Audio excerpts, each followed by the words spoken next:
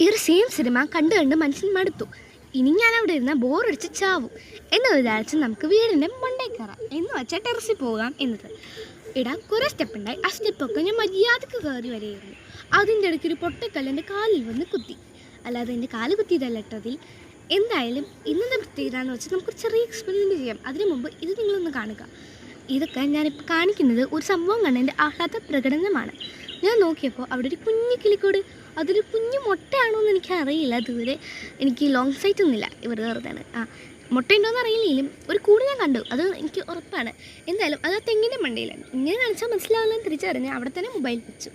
എന്തായാലും നമുക്കൊന്നൊരു experiment try ചെയ്ത് നോക്കാം. എന്താ ചേച്ചി എന്ന് കാര്യം ചോദിക്കുകയാണെങ്കിൽ, എടാ മോഹൻലാൽ എന്തോ പറഞ്ഞിട്ടുണ്ട്, ചായ ഉയരത്തിൽ നിന്ന് കുടിക്കുമ്പോൾ അതിൻ്റെ സ്വാദ് കൂടുമെന്ന്. സോ ആദ്യം വീട്ടിനുള്ളിൽ നിന്ന് കുടിച്ചു നോക്കാം ചായ.